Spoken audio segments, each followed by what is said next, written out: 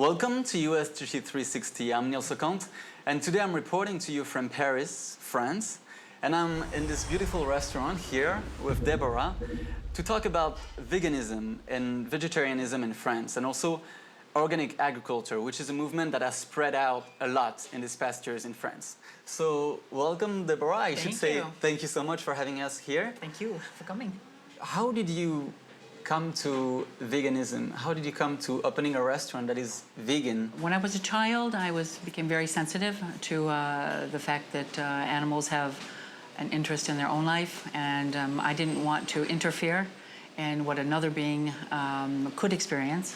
And so I stopped using animal products little by little, first meat and then fish and then egg and then milk.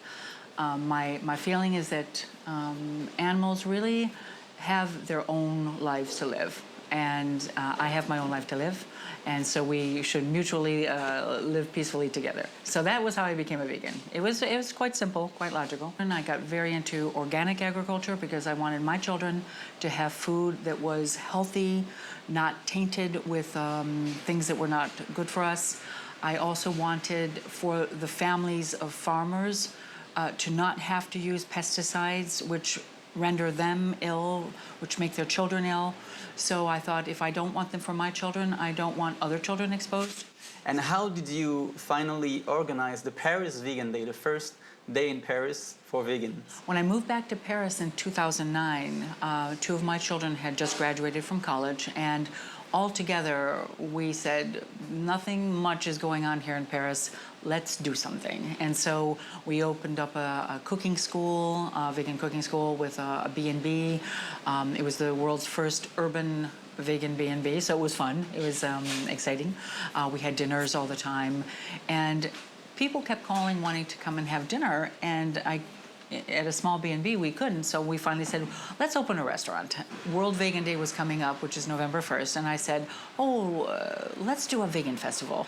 Because we are now in a system where everybody can live like this. It's just a very generous, ethical, ecological way of doing things. And a lot of people, I think, now are starting to think about this and say, if we can live like this, can't we be generous? Can't we not cause suffering? So Deborah, I'll suggest we go to see what happened during the Paris Vegan Day and how it was a big event. In fact, the most impressive and the most powerful Paris Vegan Day. For the first time, it's right by the Seine River, in the center of Paris, that the Paris Vegan Day was hosted, in La Cité de la Mode et du Design, chosen because thousands of visitors were expected to explore the vegetarian and vegan world.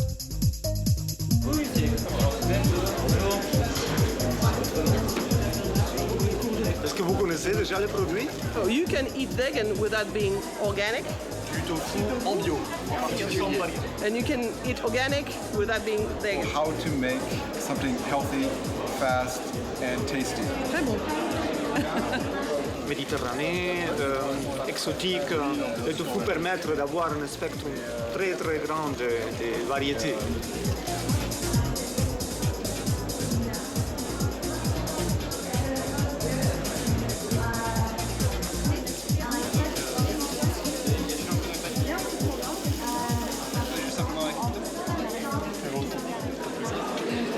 The aim of the Paris Vegan Day is to provide a very large biodiversity of goods, saying that you can be vegan without being ill. Many people think that if you are vegan, you are very weak. So there are so many people running the marathon, and they are in a very wonderful health. Today we brought vegan products in order for people to try them and buy them cheaper than in regular shops. We really encourage people to try new products and see how they like it. When I started 4.5 years ago, we were alone. No one else had any vegan shops, and now it's been 2 years and it's expanding. Every single month now, people reach out to us. They want to open up a vegan store or have a food truck where they cook vegan food, vegan fast food, vegan restaurants, vegan pastry shops. It's booming. They have seen how successful it's been for us in the past few years, and now they want to do the same by combining their vegan philosophy with their jobs. What we want to do is also to reduce by 99% the risk of GMOs in what we eat. So not only are we making something vegetarian or vegan, but we want to promote something ethical. We only work with organic produce, so it's good for health and respectful of the planet in which we live. The reasons for eating a vegetarian diet are really different from one country to another.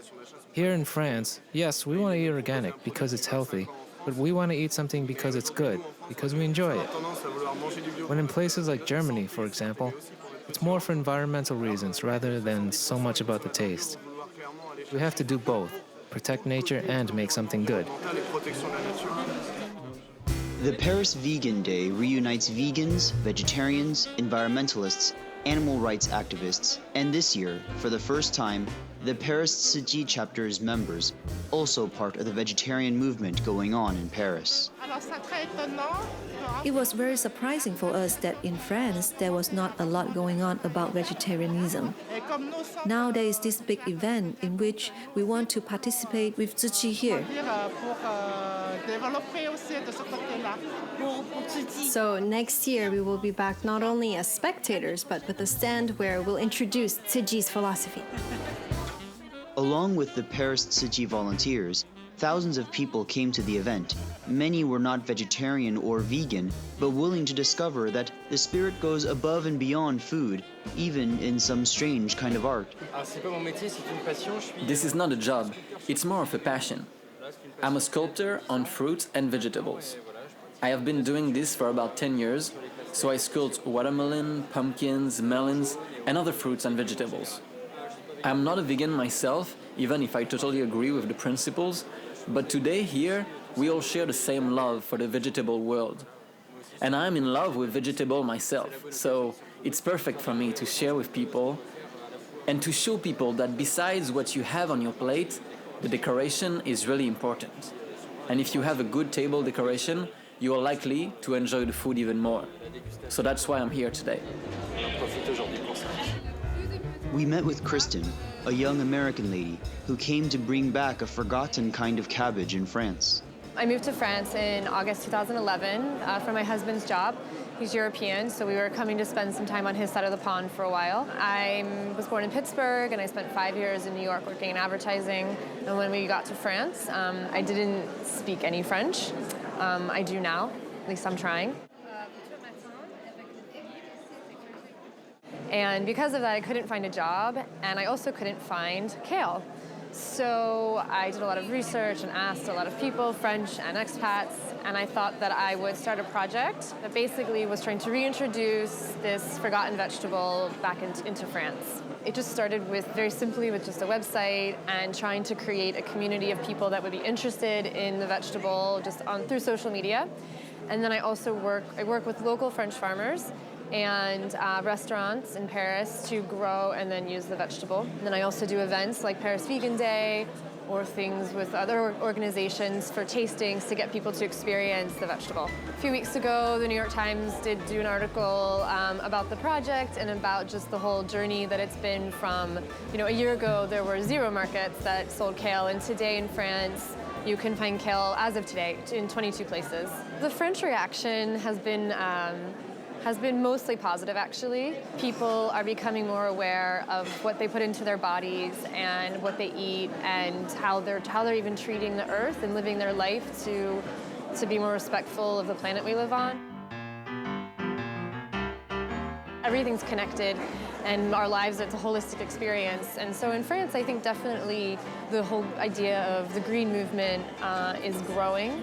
The movement of vegan or less meat or less fish movement is very increasing in France. So there are vegan people and people who are not vegan, but they want to eat another way. We observe that this movement, which is generational, exists now in every country. In Italy, in France, in Spain, in Germany, in Switzerland. It's truly everywhere now. La Suisse, c'est complet.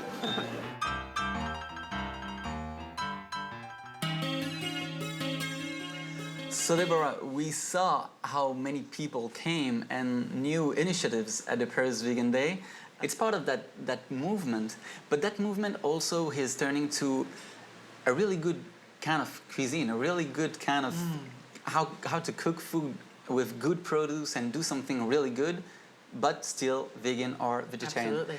How do you combine both?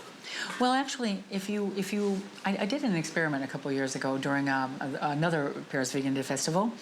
I was going to be cooking meals, and I brought a basket of fruits, vegetables, spices, and this type of thing, and I showed it to the audience, and I said, what type of cuisine do you think this is for? Every time, people picked it out. Every time. They knew, and for the French ones, they actually could tell me what region of France I was, what kind of cuisine I was doing. Because in actuality, a cuisine is really described not by the meat and vegetables, it's by the spices, the fruits, it's not by the meat products. So this means something nice for us, that almost every cuisine of the entire world, with perhaps the exception of the Inuit, where there were very few vegetables, can actually be made into a vegan form. Meat, cheese, fish, we can replace either the texture or the savor by other products. Sometimes they're called faux meats. Sometimes we actually make cheeses with nuts, with soy milk. You can make all types of things, and they're making more and more today. So in actuality, I just take any dish and I say, how can I make this into a vegan dish? People think that there's a sacrifice, but I have found it's been the opposite. It sends you onto a culinary adventure of finding fruits, vegetables, spices, things that you would just normally not even know about. And so I think people will actually gain more.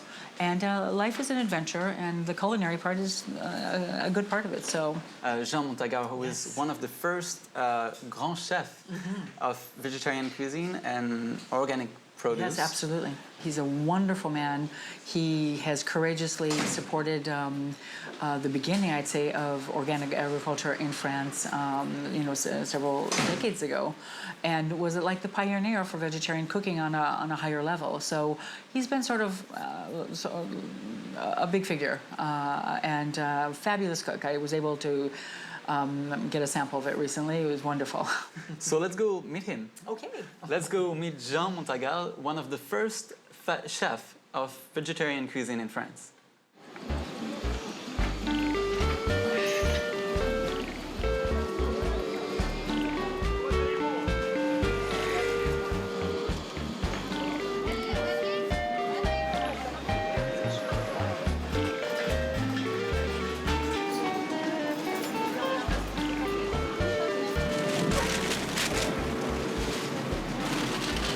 Comment vas-tu? Ça va, Jean? Alors, concombre libanais, tu n'en as plus, hein? I was born in the south of France and started my cooking career at the cooking school of Nice in 1961. During that time, there were only a couple of books about vegetarian cuisine. I remember they had been written by an old man who was a soldier during World War I. And during that war, he was gassed at the front line. Everyone told him he was going to die, but he ended up living until he was 98 years old because he was vegetarian and had adopted a perfectly healthy lifestyle. En adoptant une alimentation végétalienne et une hygiène de vie parfaite. Les radis sont bien? Radis, très bien. Juste tout ce qu'il faut. Tu m'en mets un paquet. Allez, bonjour, messieurs, dames. Faites-vous plaisir. Une de mes filles avait un problème d'eczéma. It all started because one of my daughters developed eczema. We were all just starting to become vegetarian and reduced our milk intake. Her eczema completely disappeared, so we were convinced to continue along that path. So at the beginning, it was for health reasons. But then, when you stop eating meat products, there is what I call an elevation. Spiritually, you don't feel the same way. You think in a different way. You realize that meat consumption at an industrial level is terrible for our environment. You just have to look at countries that produce soy in order to feed breeding animals. You see how bad that is for the planet. Industrialisation de la viande. Non, c'est un producteur local, donc les produits sont de qualité et de proximité, ce qui est important. Alors, il y a une tendance qui... That idea has been developing for the past years. Eating seasonal produce, and most importantly, produce grown locally.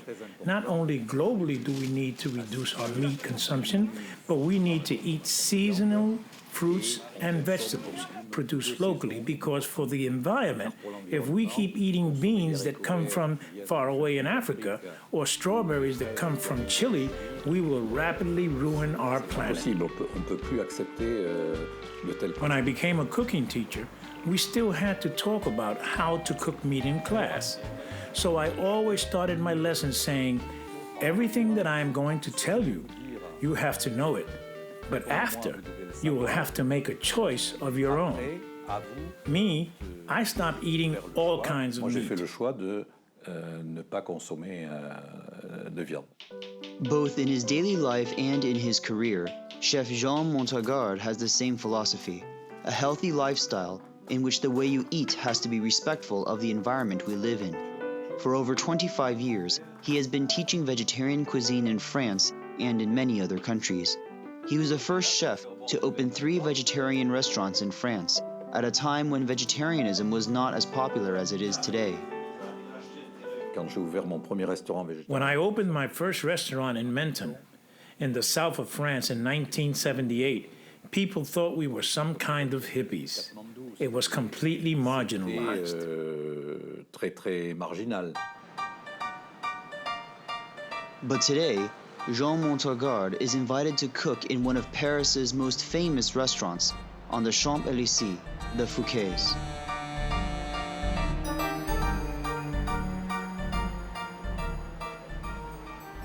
Max, il me reste de la pâte à pissaladière, ça t'intéresse?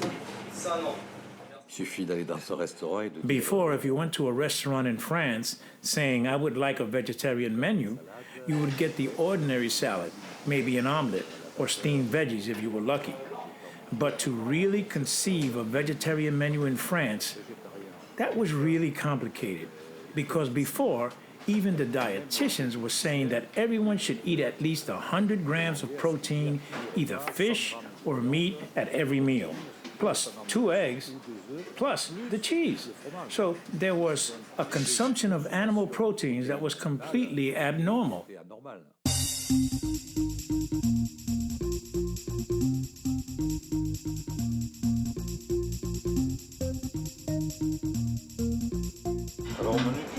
So today on the menu, we have appetizers called pissaladière, barbet jaune, olive cream with cherry tomatoes. Là, c'est un gâteau de légumes couscous. On va mettre au four en cuisson pour faire un test. J'ai reconnu chez Jean l'homme qu'il était déjà et qu'il est encore de porte-parole. When I met Jean Montagnard, he was really the first one, the pioneer of organic and vegetarian gastronomy. The way he cooks is like an art. He's bringing vegetarianism to another level. He's creating dietary harmony, associating vegetables and cereals. So for me, as a health educator and nutritionist, it's wonderful to see that. He's showing the world that you can eat perfectly healthy, be vegetarian, and eat something really pleasing and tasty. Végétarienne et gustative et agréable. Before, vegetarian cooking books never really worked in France. But now, things have changed, and I was asked to publish a new book in a really well-known publishing house. It's called Grand Cuisine, Vegetarian. With that book, for the first time, vegetarianism was being considered great cuisine. We are not considered some kind of green hippies, and we are moving towards fine cooking that is accessible to everyone. Now it's really likely that the most famous restaurants in France will develop a vegetarian menu following Jean Montagnard's recipes, because we see that every day there are more and more people who ask to eat that way in normal restaurants. When you become a vegetarian, you are more sensitive to the animal cause, to your environment. You take care of your health better, and it opens your spiritual world. This healthy lifestyle gave me more energy. Beaucoup plus d'énergie. Je pense que si on veut pas... Now I know that we have to slowly transition to this. We know that we can't keep wasting our resources, eating meat and wasting that much. Otherwise, one day, we will have to change our eating habits because we won't have a choice. So the idea for me is to tell people to start changing now, slowly, with pleasure and joy, instead of being forced by circumstances with cataclysms, hunger, and natural disasters. Ou par des famines qui nous amèneront à, de toute façon, changer notre alimentation. Vous savez, l'impact... Let's be honest. The impact of the vegetarian cuisine here today, if you look at the entire world, on the Richter scale, it's really small. But if you understand that collective consciousness starts with each and every individual's actions, then every single human being who becomes aware of his or her impact on the living world, 1 + 1 + 1 + 1, then we will change the world. Je suis d'un tempérament. I'm really optimistic. I ban all pessimism, eating vegetarian, organic, avoiding polluting your health with tons of medicine, chemicals, having a healthy lifestyle. Not only do you live happier, but you have a good impact on your environment and the planet.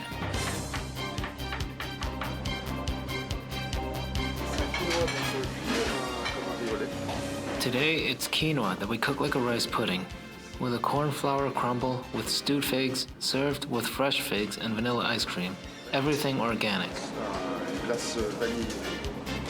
L'alimentation bio commence enfin à être prise au sérieux, plus respectueuse de l'environnement, mais aussi pour notre santé et notre bien-être.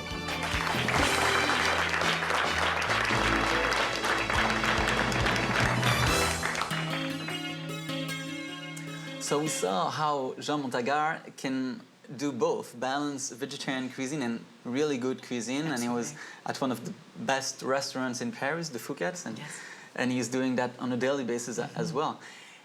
Is it the symbol of something? Is there really a movement going on? Is there something changing in French mentalities? Absolutely. I would say that although vegetarianism has existed for several decades in France, it remained an extremely alternative movement. Whereas in the last 4 to 5 years, with the movement in the United States getting bigger and the French people becoming very involved in animal protection, it was evident that for a country that loves cuisine so much, that out of all of that would be born a mix of great cuisine and respect for animals. We'll see more and more people who are just discovering that they can live really well and have the best of both, ethics and pleasurable art de vivre. Thank you so much for having us here, Deborah. You're welcome. And maybe I'll see you in the US next time. Yes. Thank you so much for watching us. And try to double think every time you're about to eat how impactful you can be to your environment and to the entire planet. I'm Niels Leconte in Paris, France, and I'll see you next time.